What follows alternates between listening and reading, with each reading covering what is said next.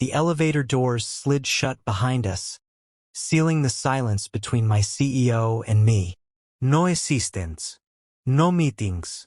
Just the quiet hum and the weight of everything we hadn't said. She glanced at me, arms folded, voice softer than usual. Still upset with me? I didn't answer right away. How could I explain that it wasn't one thing? It was the late nights she never noticed. The credit she took without looking back. The way she smiled in public and ignored me in private. I finally spoke. I wasn't upset, I said. I was disappointed. That made her freeze. The most powerful woman in the building, speechless.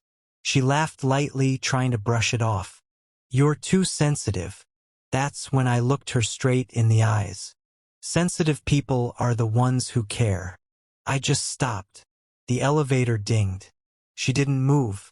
For the first time, I saw fear behind her confidence. Not of losing control, but of losing me. I didn't know, she said quietly. That's the problem, I replied. You never asked. I walked out expecting nothing.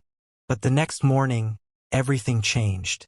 My name was on the board. My ideas were credited. And for the first time, my CEO looked at me, not as an employee, but as someone she almost lost. Sometimes the strongest answer isn't anger.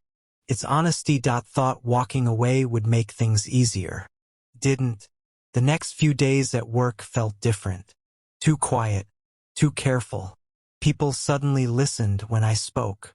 Emails got faster replies. Doors opened that had always been closed. And then, she called me into her office. No assistants. No glass walls. Just her. Standing by the window, city lights reflecting in her eyes. I owe you an apology, she said. That word, apology, had never come from her before. I stayed silent. She turned around, her voice lower now. I didn't realize how much you carried for this company. Or for me. I smiled. But there was no warmth in it. Realizing it after someone breaks doesn't fix the damage. That hit her harder than anger ever could. She stepped closer. You matter here, she said. To me. I met her gaze. For how long? I asked. Until I stop being useful again? She swallowed. In that moment, the CEO disappeared. And a woman who was afraid of being alone stood in her place. I don't want to lose you, she whispered. I took a breath. This time don't say it, I replied. Prove it. She nodded slowly. And as I walked out, I realized something important.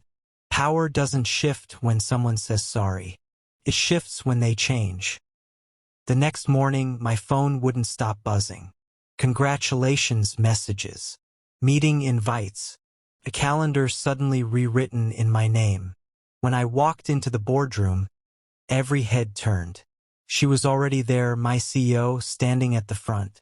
Starting today, she announced, this department reports directly to him. To me. Shock rippled through the room. I felt it then, the proof she'd promised. But also the weight of it. After the meeting, I followed her into her office and shut the door. You should have told me, I said. She leaned against her desk. Would you have said yes if I did? That question stayed in the air. This isn't just a promotion, I replied. It's a leash. If I fail, it's on you. She stepped closer. And if you succeed, they'll say it's because of me. I nodded. Exactly. For a moment, neither of us spoke. Then she said something that changed the rules completely.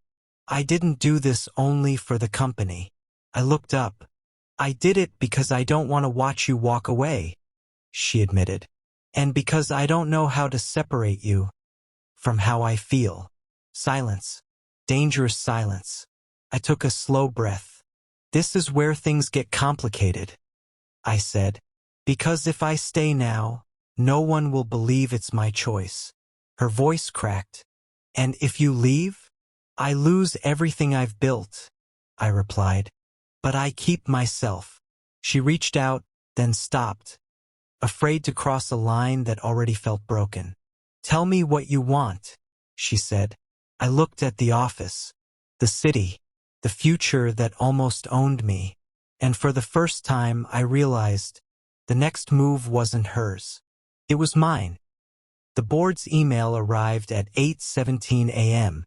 Subject: Leadership Restructure, Immediate Effect. My hands went cold as I opened it.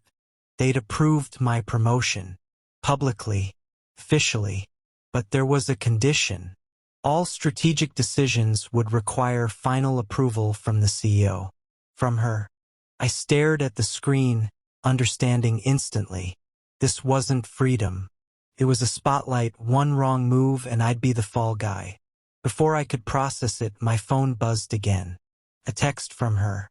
"Meet me on the rooftop, please." The city wind was sharp when I arrived.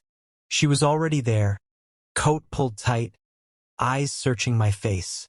"They don't trust me," she said before I could speak. "They're watching everything I do, and controlling everything I do," I replied. She nodded. I fought it. This was the compromise. I laughed softly, not amused, just tired. "So this is your proof?" Her voice trembled.